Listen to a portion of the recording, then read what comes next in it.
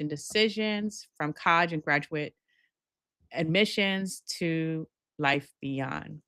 And on today's episode, we will be learning from Lena Johnson about how she, as a freshman, has earned a 4.0 in the STEM field. And the purpose of this podcast is to help viewers and listeners learn about what college is like and different career fields. So without further ado, let's bring on Lena Johnson. Hey, Lena, how are you? I'm good. How are you? Good. So, what school are you representing? The Spelman College. Okay. So, what's your classification? I'm a first year, so I'm a freshman. Okay. So, you're a first year, so you're a freshman, and you wanted the title of your episode to be, how you are earning or you earned a 4.0 in the STEM field. So, tell us more about why that's so important.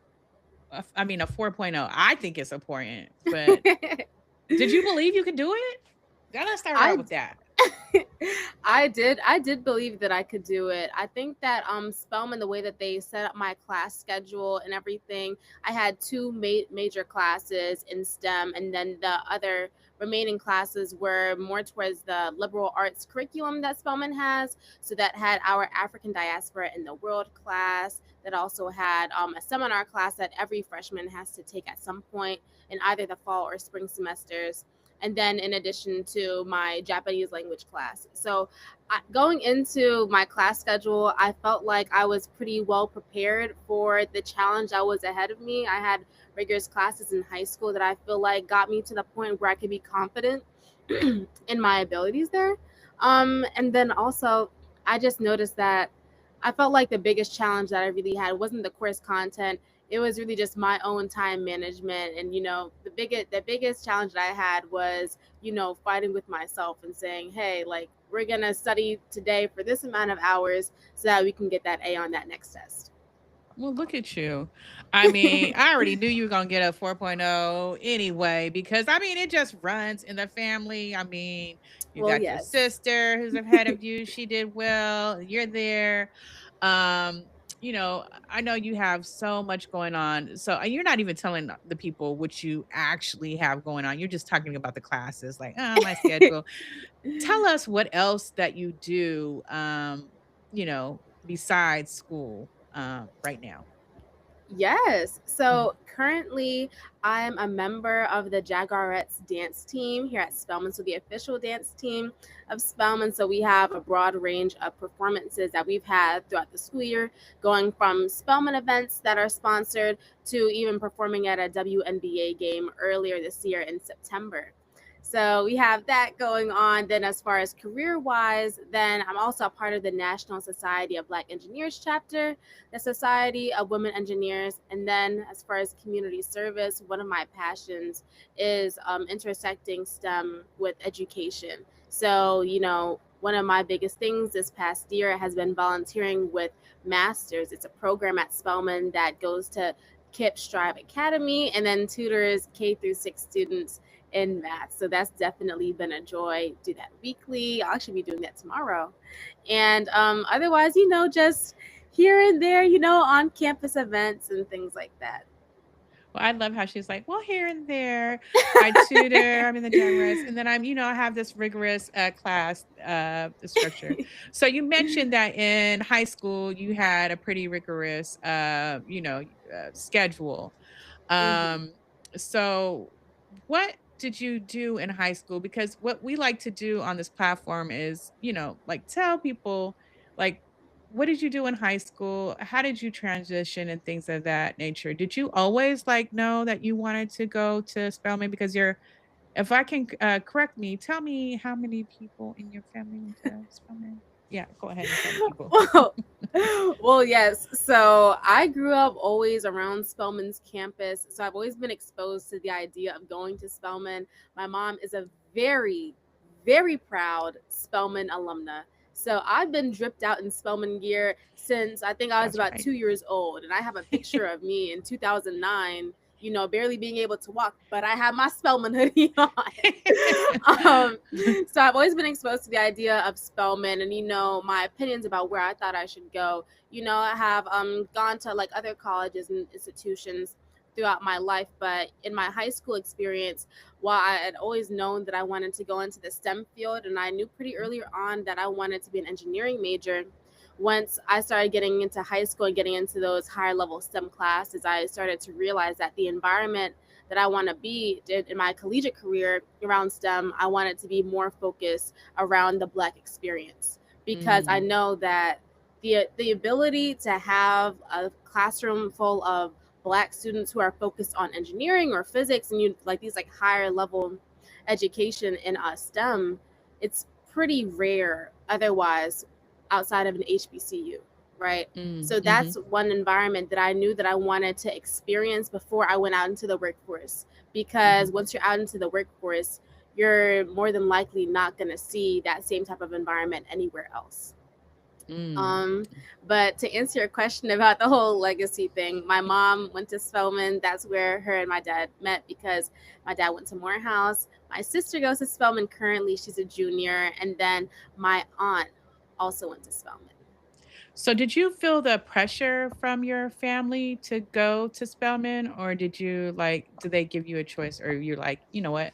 I'm my own woman, no matter what, like you said, I want this experience." Did they say, "No, you're gonna go here." Like, what did you Well, Mhm, I wouldn't say that it was so much pressure in the sense that they're like, well, you have to go to Spelman and we're not paying for any other school. It was mhm, never really like that. It was mhm, just my mom, when we were younger, then people always say, oh, like, do you guys want to go to Spelman too? And my mhm. mom would be like, oh, well, hopefully. That's all that she Ah, would okay. pretty much say. Mhm, When I was younger, and I think like maybe middle school, maybe I felt like a little bit more pressure, but I didn't really understand what an mhm, HBCU was and what type of effect that could have on my journey. So once I mm, got into high school and I started having more of an epiphany about that, that's when I mhm, was more drawn to the idea of an HBCU. And I saw my mom saying, oh, well, maybe like Lena or Layla are going to go to Spelman. I saw that as mm. more of her saying, I want them to have this HBCU experience because I know how impactful it would be on their life. Yes. Okay. And so what were the demographics of your high school? What was that like? Yeah, so my high school, I went to Central High School in Philadelphia. If you have any Mhm. Central alumni on here, Big 284, that's my class number. Um, but for Central, 284? Wow, that's a lot of people. yes, yes, it's an old school. But yeah, so Central was pretty diverse. I mean, it's a magnet school in Mhm, Philadelphia, so you're pulling from different demographics from across the city. So mhm, it was predominantly white and Asian, about like 30% for each of those races. And mhm, then as far as the Black population, in my grade, I believe that there was around like 17%, and then it mm, went up in I think by about 2% after my class. mm, um mhm, and then besides those three races, then there were also a good amount of Hispanic and Latino folks, and mhm. Pacific Islander people. So Okay. yeah, you had like a pretty like diverse like community, and the school was pretty big. So Mhm, even though there were only like about like 17% of like my class mhm. identifying as Black or African American, that's still about like 100 people or so in my grade, because in my grade there were over 600 people. Uh, oh, whoa. Okay. Yeah. Yes. That's a lot of people. Okay. Yes, it So is. that's a lot of people. And then, but you said there were only 100 people who were Black. So did you have, was it a bit of a transition or culture shock for you, or were you ready for that when you came to Spelman? As far as the environment of being at a HBCU, Mm-hmm. I wouldn't say it was so big of a culture shock. I felt like in high school, I kind of had like my own like mini HBCU just based Mm-hmm. off of the people who I would hang around and be drawn to. Mm-hmm. However, I did think it was really interesting because with being at Spelman, I had seen like this like mass like amount of like Black people who are my age at different things such as like Jack and Joe conferences and stuff like that in Okay. high Mm-hmm. school. But then Mm-hmm. as far as in an academic environment, that was a little bit of a culture shock because previously in my STEM classes, at best, I would be one of two Black students. But most of the time, I Right. was the only one. So then when I'm Mhm. going into my physics class in the fall semester, and then Mhm. there's like 20 Black girls in there, I was like, oh my God, is this heaven?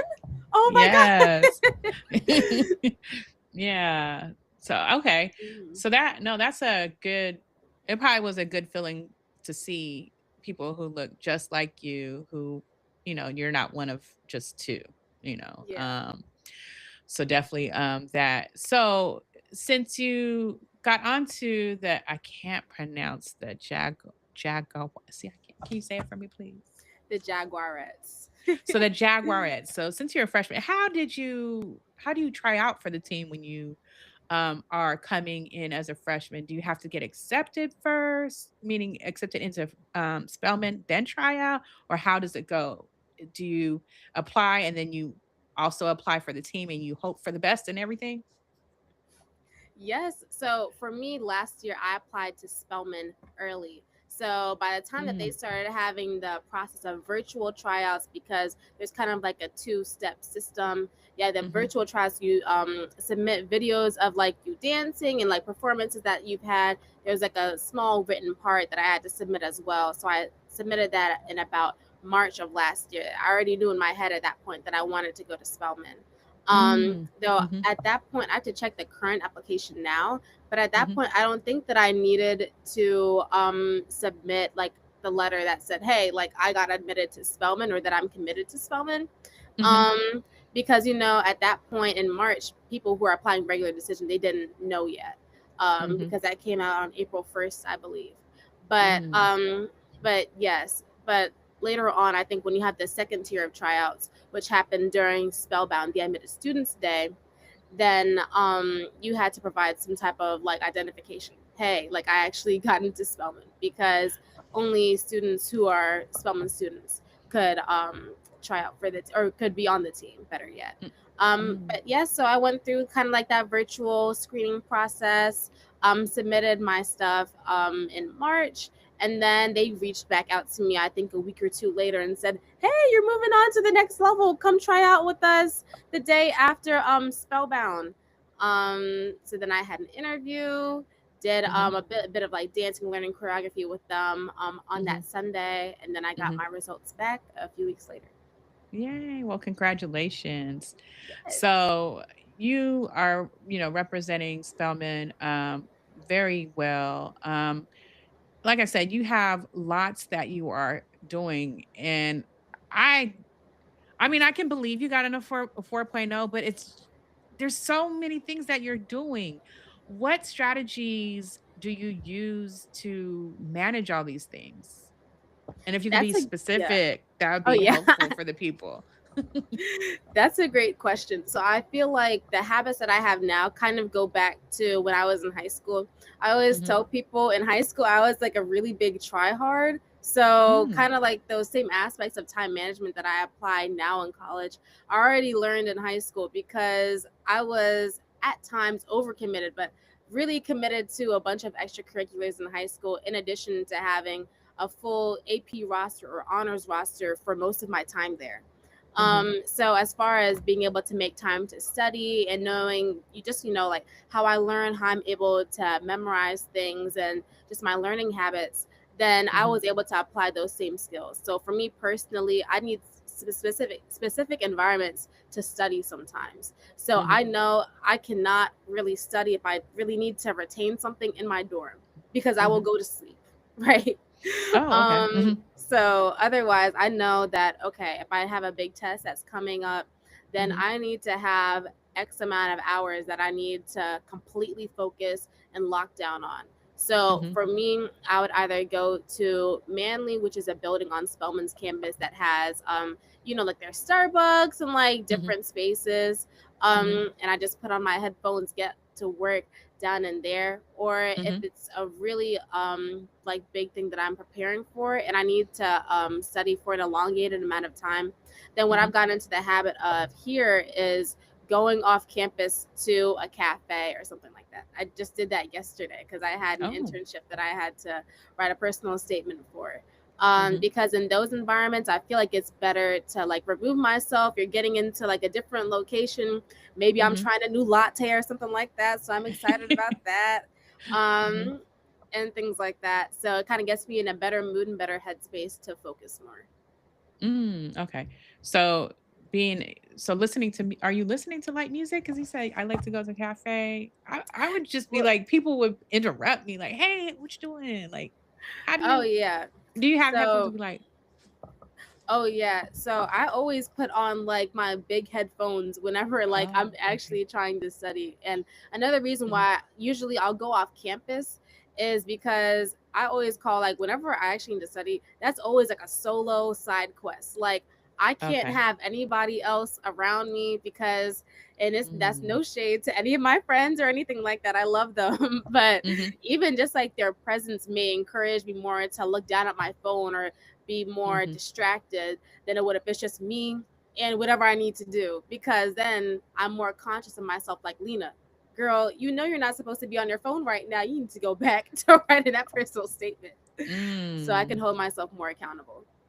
So, I like what you said about the phone and holding yourself accountable. So, do you use a Mhm. planner, Google or Apple Calendar? Like, how do you do the actual planning of your time? That's a good question. So, to be honest, I do need to use a planner or calendar more. Specifically, more of the time, I'll make like certain like alarms and be like, hey, you have like this to work on. Sometimes I'll write like a Mhm. little to do list if I have a lot on my mind and I can't really remember all the different things like I need to do. So I'll make a to Mhm. do list in my notes app because Okay. I am a little bit of a screenager. So I know that I'm always going to have my phone and I'll always be looking at it at some point. Mhm. Throughout the time that I'll be studying or about to get to the place where I am about to study. So Mhm. that's pretty easily accessible. And my book bag Mhm. can get a little heavy at times, so I don't really carry around a planner. And I also forget to write in it. So having that on Mhm. my phone is usually a little bit better. Okay. Okay. Um, so s hmm, okay. So I have some other questions too. Hmm. Since you've gotten a 4.0, we know that it's in STEM. Um, I and it doesn't and then you don't have to answer if it's, in STEM or not, but what was your favorite class and why? Or if you have more than Oh, one favorite class, that's fine too. Mhm. that's very interesting. Mhm. I would probably say I would probably say that my favorite class would be my Japanese class. I love that Mhm. class so much. My teacher, she is so nice. She has like a very great learning environment where, like English and Japanese and just East Asian languages in general, they're a little bit Mhm. different in the way that you memorize things and just the way that you learn things in general, right? Mhm. So, as far as having an environment where people are, able to make mistakes and not be like, dang, like I just completely butchered the pronunciation of that. Mhm. I feel like the learning environment that my professor has created has been very good, and I've been able to learn more about Japanese culture as well as developing my language skills. So that's Mhm. definitely been like probably my favorite classroom environment. As Mhm. far as content wise, my favorite class was Calculus 3 last semester, or multivariable calculus, because I'm a nerd. I love math, so Mhm. building upon all of those AP classes I took in high school, I was like, oh my god, this stuff like actually goes somewhere. And then being able to connect those concepts into some of my other classes, I was just nerding out. Like it just made me so happy. So, Mm. You are the first person ever, but you know what? That's why you're a STEM major. well, So, yes, well, yes. yes. So I love to hear it. So, we know that not only academics is important, but the social environment.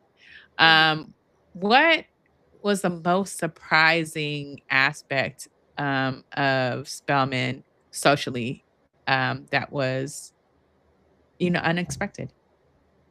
If there That's a was good anything that was question. unexpected. Yes. So for me, I'm I'm a little bit of an introverted person at my core. Yeah,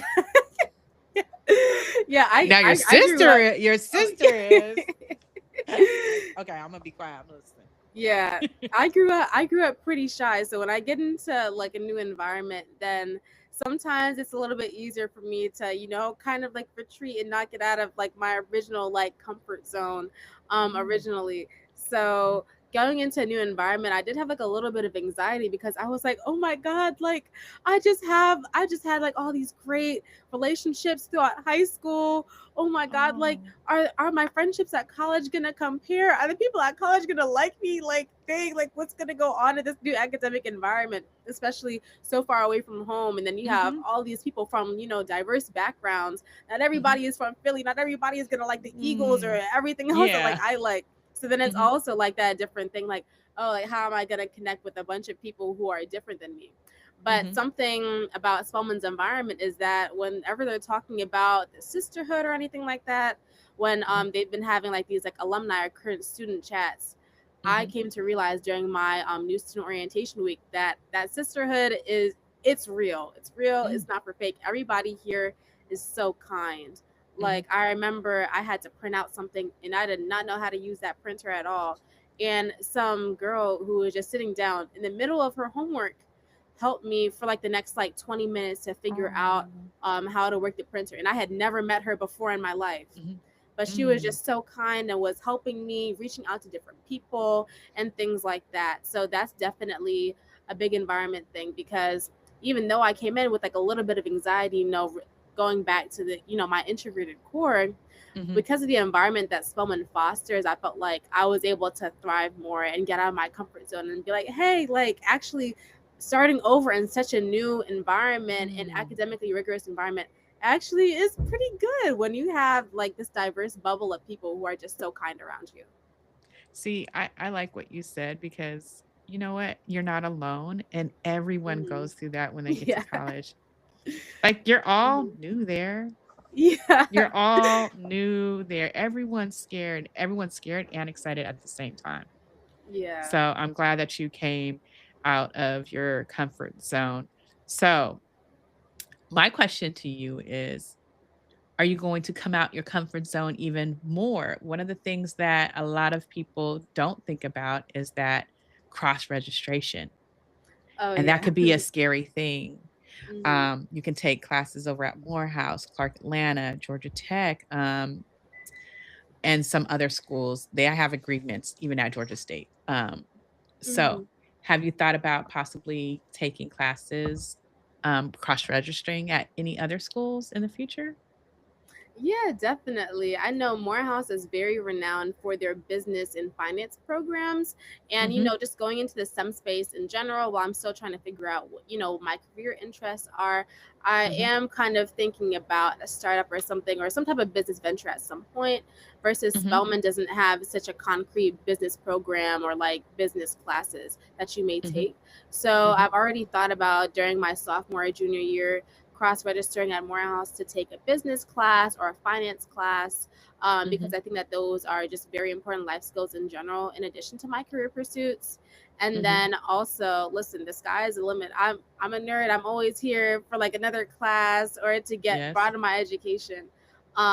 So that's definitely something too. And Spelman doesn't offer Japanese at the 300 level versus Hmm. Georgia Tech does. So that's also something that I may want to do in the future because I want to be fluent in Japanese.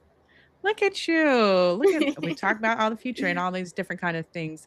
That's one thing I Mhm. will say, that I used to be scared of.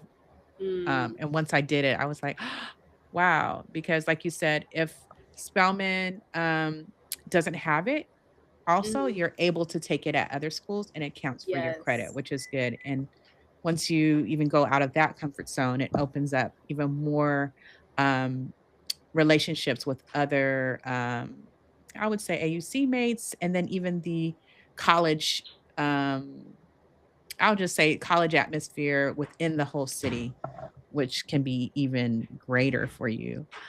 Mhm. So what was the most fun thing that you did uh, on the social aspect for yourself Oh, since you that's a got good to Spelman? question. I would probably say homecoming week. That's definitely probably always the highlight.